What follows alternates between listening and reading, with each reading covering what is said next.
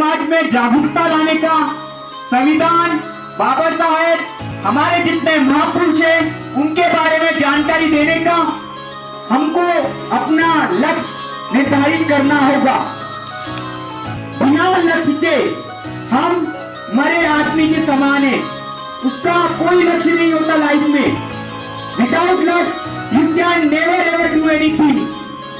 हमको हमेशा बाबा साहब ने भी एक चीज कही, life should be greater rather than long.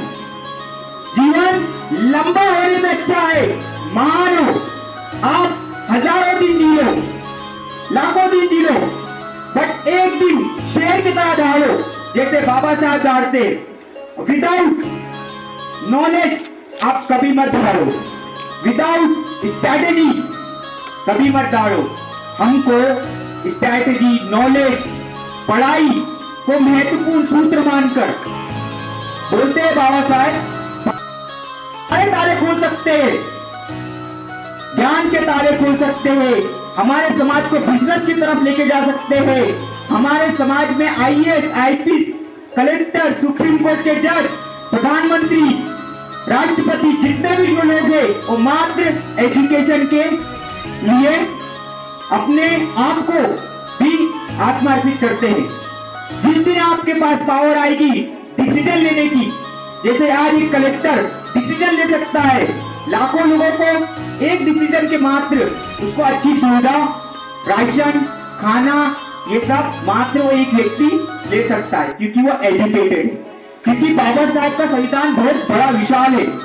संविधान के बारे में बोलने जाऊं तो बाबा साहब ने खुद ने कहा है, संविधान अंततः जब अच्छा होगा जब उसको चलाने वाले अच्छे होंगे। संविधान अंततः जब अच्छा होगा उसको चलाने वाले अच्छे होंगे। यदि संविधान चलाने वाले ही खराब हो, संविधान कितना भी अच्छा हो पर संविधान को चलाने वाले खराब है तो संविधान खराब ही होगा। ये बाबा साहब ने खुद कहा था लास्ट में जब वो संविधान को सौंपा था असेंबली में।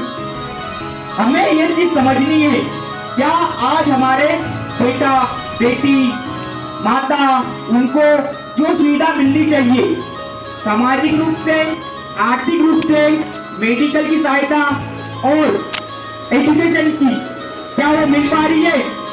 नहीं मिल पा रही है क्योंकि उनका मेन उद्देश्य है हमको इनको गवाह रखना है, अनपढ़ रखना है। जो समाज अनपढ़ है, गवाह है, जो कुछ समझता नहीं है, जिसकी बुद्धि काम नहीं करती, उस व्यक्ति को लोग भेड़ की तरह कहाँ यूज करते हैं। अभी आने दो इलेक्शन आके गया, आपको यूज किया जाएगा कि आप झंडे लगाइए, आपको यूज किया जाएगा कि आप हमारे साथ खड़े रहिए, आपको यूज किया जाएगा पर एजुकेशन के लिए ऐसा नहीं कहेंगे कि आपको कॉलेज जाना चाहिए। आपको बच्चा, हर एक वो बेटी, हर एक वो माता, हर एक वो बहन बाबा साहब का कीमती हीरा है। ना किसी के लिए काम करेगा, ना किसी के लिए जाएगा। बाबा साहब का एक ही लक्ष्य है, शिक्षा और समाज की एकता और उसके लिए संघर्ष ही करना हमारी अंतिम उद्देश्य है। बात रही संविधान की, तो संविधान में हमारे इतने महत्वपूर्ण, जब संविधान बनना शुरू हुआ था, प्रारंभ हुआ था, तो बाबा साहब को मात्र संविधान के अंदर जाने के लिए गांधी एंड कंपनी और अदर जैसे कि सरदार वल्लभ भाई पटेल है, उन्होंने कहा कि मैं डॉक्टर बाबा साहब अम्बेडकर के लिए दरवाजे क्या, मैं खिड़कियां ही बंद कर दूंगा, आप संविधान में आ नहीं सकते। बाबा साहब महाराष्ट्र से होने के कारण भी महाराष्ट्र से जीत के नहीं आ पाए। बाबा साहब ने कोलकाता से अपना मोहम्मद से आए और उसको पूर्व बांग्लादेश बोलकर अलग कर दिया।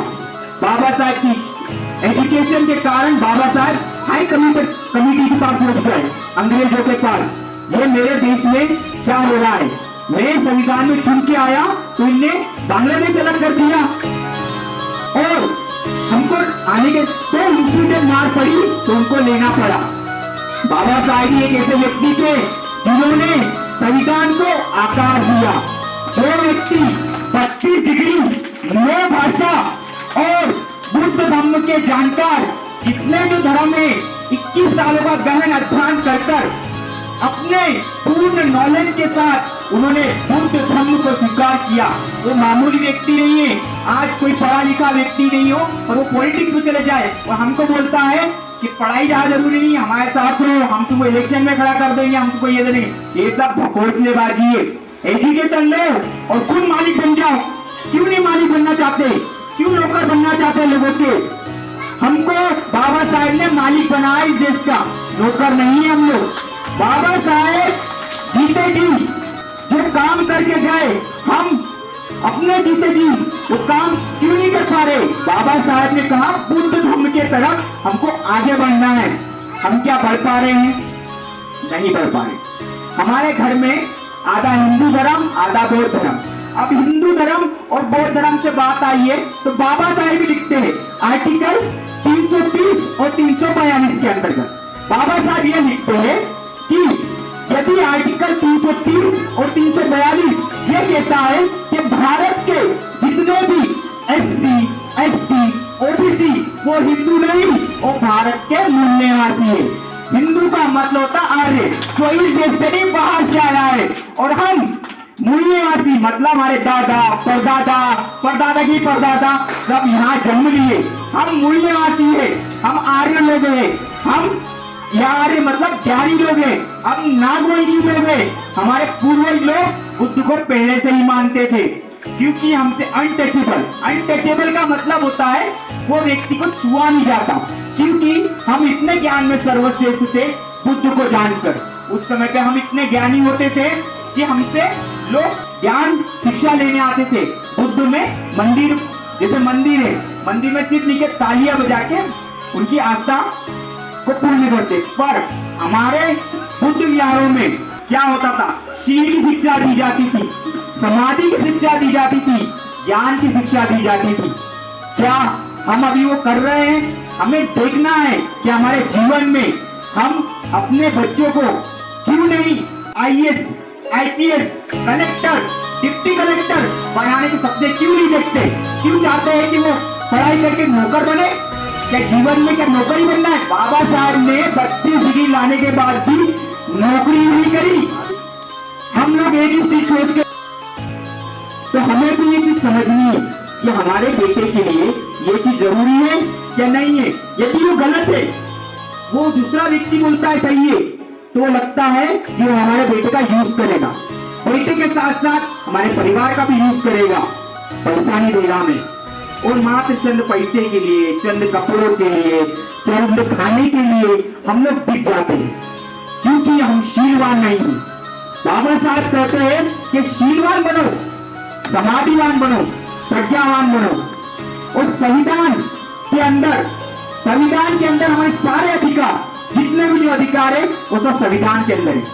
ये कोई IAS, IPS, मंत्री, संतरी ये लोग हमें नहीं देते कि आप IAS बन जाओ, कलेक्टर बन जाओ, एग्जाम देके। ये संविधान अधिकार देता है। आज हम जितने बड़े बड़े लोग बन पा रहे हैं वो कौन दे रहा है अधिकार? संविधान दे रहा है। आज जो राशन मिल रहा है हमको, ये कोई नरेंद्र मोदी कोई नहीं दे रहा, ये भारतीय संविधान में पहले से लिखा हुआ बाबा साहब ने कि हमारे बच्चों को ये सब मिलेगा। आज जो शिक्षा एजुकेशन जो मिल रही है वो बाबा साहब पहले लिखते चले गए कि हमारे बच्चों को कम पैसों में अच्छी शिक्षा और उच्च शिक्षा मिल सके। ये कोई मंत्री और संतरी नहीं दे रहा है। आज जो मंत्री और संतरी, प्रधानमंत्री, कलेक्टर, राष्ट्रपति जो बन रहा है, कौन बन रहा है? जो बाबा साहब के बताए गए संविधान और लिखित संविधान, जिसको 2 साल 11 महीने 18 दिन के अंदर बाबा साहब ने गहन मेहनत के साथ उसको बनाया। उसमें सारे अधिकार है। वो लोग बन पा रहे क्योंकि उनके पास अधिकार है। सब वो जानने के लिए समझदार लोगों का हो, जो क्रिटिकल थिंकिंग रखता हो, जो सोचने की क्षमता। इसीलिए बाबा साहब लास्ट में कहते हैं, और यही लास्ट में बोल के मैं अपने भाषण को विराम दूंगा। बाबा साहब कहते हैं cultivation of the mind should be the ultimate aim of the human existence. फिर से दोहराता हूँ, cultivation of the mind should be ultimate aim of the human existence. Cultivation क्या है? कल्टीवेशन एक ऐसी चीज है जो निरंतरता हमको मरने नहीं देगी।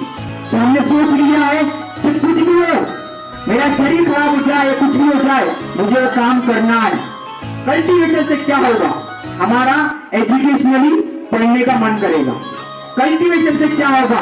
हम क्रिटिकल थिंकिंग, जिसे एप्टीट्यूड बोलते हैं, जो वेरिएंट टाइप में आती है, उसको हम कर पाएंगे।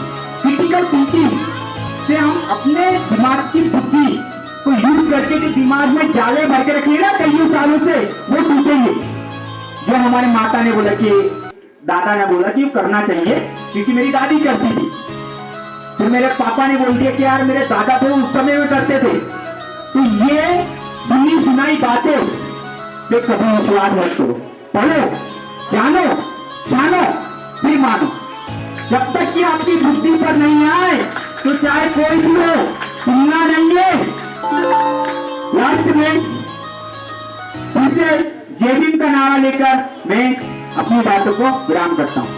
जय जय जय जय जय भीम, जय भीम, जय भीम, जय जय जय जय जय भीम, जय भीम, जय भीम, जय जय जय जय जय भीम। जय भीम, जय भीम। आप सभी का साधुवाद।